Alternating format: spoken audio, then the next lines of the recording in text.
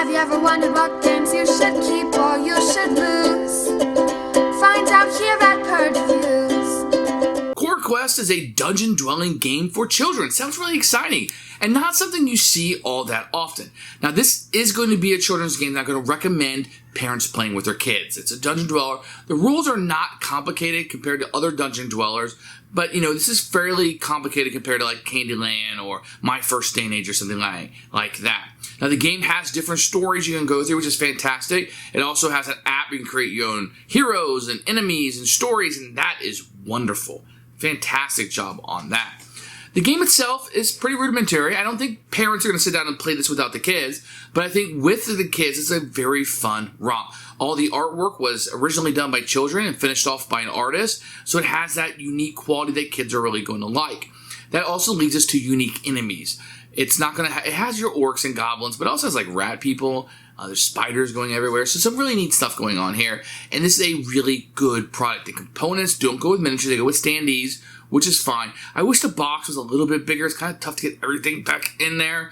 Maybe with an expansion or something, they'll add a bigger box. We can put everything in one. The combat is very easy. The line of sight and range is very easy. And if you're looking to start your kids off somewhere, like I want to play Zombie Side with them someday, or Kingdom Death Monster or whatever, this is not a bad place to start out where you could be like, look, we start here. Here's how range works. This is how melee works. This is your combat dice. I think it all works brilliant. There's a lot of upgrades you can do. My kid's biggest complaint that in the campaign mode, you couldn't take your progress with you. You kind of start over every time. I understand it's easier to balance a game like that, but that was my kid's complaint. I lost all my stuff. I wanted to keep it. Rats, So that was kind of the big thing. But otherwise, this is a very, very good first design from Dan and Cora. We had a really good time with it. If there's anything new here, everything here has been seen before, but it's condensed down for children. And I think that's a huge win. And I think this is one, if you're wanting to do a dungeon dweller with your children, this is absolutely 100% the first place to start. Keeper for us. Here's CoraQuest. You can see all the monsters on the front as you're coming into the dungeon, and here are your heroes here. It's a very striking cover, actually. Looks very good. You're going to have some rule books, which we'll take a look at in a few minutes. Now, in a dungeon dweller, usually you're going to get miniatures. This one you get standees. And, they win a little bit. Here's a girl in a wheelchair with spikes all over. It's pretty cool. They're double-sided, so you can see the back of them. They're going to look hand-drawn by kids because they kind of were. And they were professionally done by an artist, but the original designs are from children. Gonna get some cardboard, treasure chest that we're going. Everything in here is very good quality. Here is your wounds that you'll take, the little spiders that will pop out, etc. Now these dice are really nice. They're really big, very easy. Hit, not a hit. Simple, you got it. And you're gonna have your tiles that will come out here. These are gonna have the CoraQuest on the back. You can see here, but these are gonna be little squares, a little thin. But they just kind of sit on the thing anyway. These rats and stuff are just there for hokey pokey, looky lookies. But the rest of these icons are all going to mean something. You can see the lighting on this is very, very nice. So very good in the addition of these tiles. The other thing you're going to have is you're going to have ways to track your own health, etc. for the heroes as you're going through. And you'll have these little shields that look really cool with numbers on them, etc. as you go through. Nice little feature that you're going to have there. Even the inside of the box kind of gets into it here. It looks like a dungeon in here. And you can use this for the starter thing. So that's pretty cool, I think, aspect of the game. So the components are really good. Some really neat characters and enemies are in here. Some things you're not normally going to see. Of course, you got your orcs. But you also have some weasel people, whatever they're called. So, very interesting scopes here. Good job on the components. As for the rule books, you're going to get a few things here. So, this is going to be how you customize your characters. That's a really cool thing about the game, is that you can make your own heroes and weapons and special abilities, and you can make your own enemies and your own adventures. And there's an app that can use all that, so that's pretty neat. You're going to get some extra stickers here. These are Kickstarter exclusives, but stickers you can utilize or do whatever you want with the tiles. Then you're going to get your quest book. I'm not going to show you too much of this, but it shows you how to set up the quest as you're going through it. And then this is the first one. It's not a spoiler. You'll see this as soon as you set up. And there's quite a few of these in the book that you can go through, etc. So this is going to be your quest book. This is going to be your rule book. You have a picture of all the components up here. A little letter from Dan and Cora, who are the designers of the game. picture of setup with numbers corresponding to where things go, which is great. And then it's going to go over all the actions. I wish this was organized a little bit differently, just because it feels like it's all over the place, like they had a certain number of pages and they want to stick to it. It's okay, though, because the game is pretty easy to understand. But as you go through, these are your full actions and your special abilities and kind of how they work. Your full actions is going through with the bad guys, etc. And then the enemy phase. You go down to countdown, which is kind of like your cleanup phase, if you will, the end of game, and options to make it harder or easier, etc. A little bit of a status effects on the back here. You have your FAQ to answer some probing questions maybe you would forget, and a nice cheat sheet on the back. Honestly, I was able to read through this one time, probably less than 30 minutes. You're going to be up and rolling with no problems at all. Excellent job. So the way the game is going to start, you're going to take your welcome tile out, and you're going to have a cooldown track depending on your difficulty.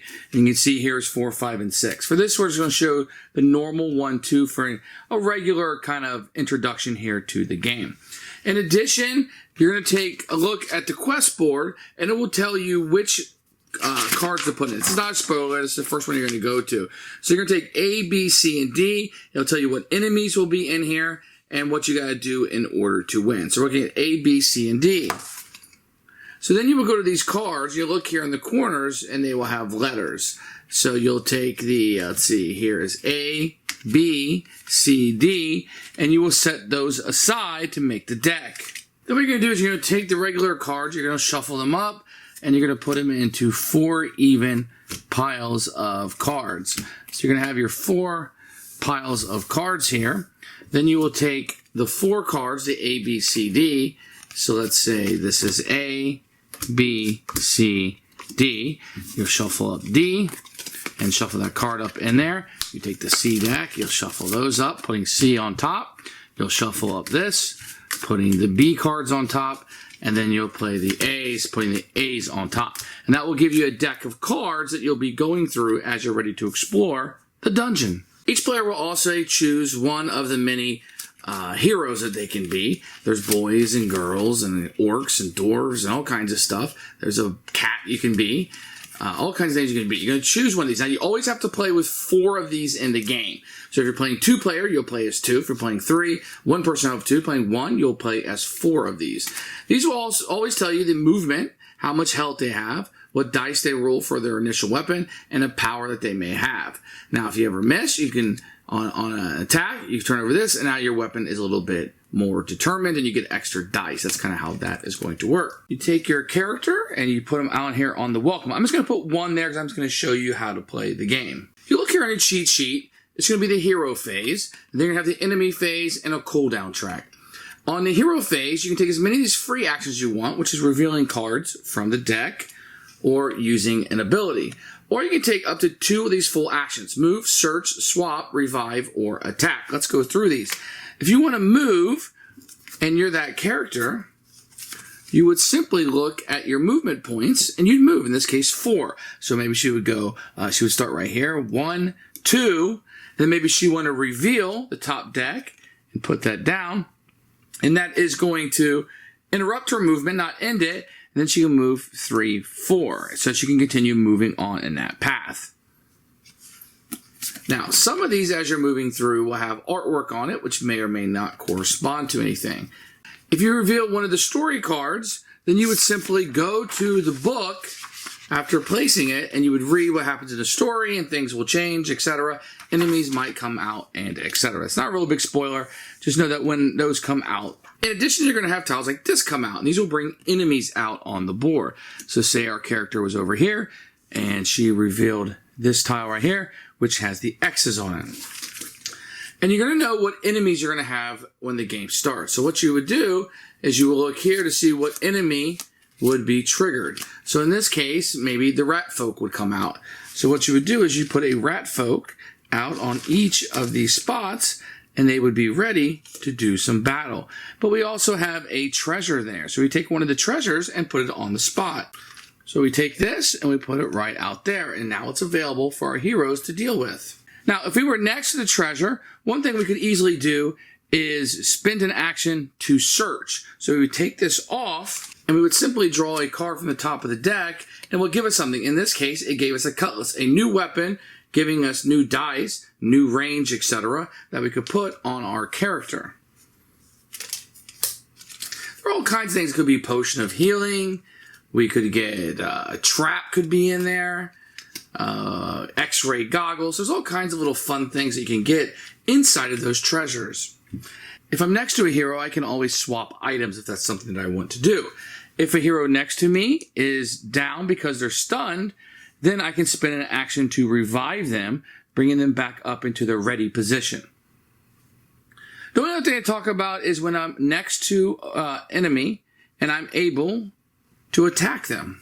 So if I'm next to them and I have a weapon, I would look at what I automatically get, which is a red die, and I would look to my weapon to see what else I get. So for this character, I would get 2 red dice.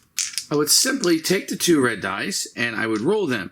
For each one of these symbols is a hit. For each blank one would be a miss. Most of these guys are going to do just 1 damage, but you can see here on the heart, this would require 2 damage. So I only did 1, I'd put a damage token on it, and it wouldn't be dead yet until it reached 2. You can see an orc would require 3, and a gremlin would require just 1. After we're done taking all of our actions, then we would go on to the enemy phase. And what they're going to do is they're going to attack us if they're within range. If they're not in range, then they will move into range and then attack. Now, our characters can only use their special powers every once in a while. So when they use their special power, they'll put it down on the cooldown track, and then this will move down as they're able to not use it, and then eventually this will come off, and then they will be able to use their special power again. The track will also be cooling down every time we don't explore.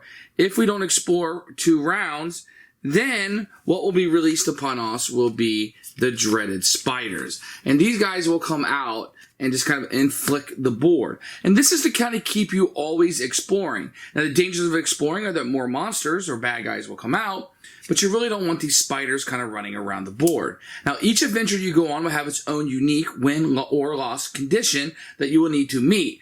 Usually, you're going to need to explore through the entire deck to find that last card down here that we shuffled in order to complete the storyline and maybe defeat a monster or beat a baddie or something like that. So each adventure is going to be very unique. But for the most part, all you're going to do is each hero is going to take 2 main actions and any of these free actions they want to take. Then the enemies will attack and or move, and then you kind of count down and reset everything and you're ready to go. And that's a quick overview of how you play CoraQuest. Who should buy this game?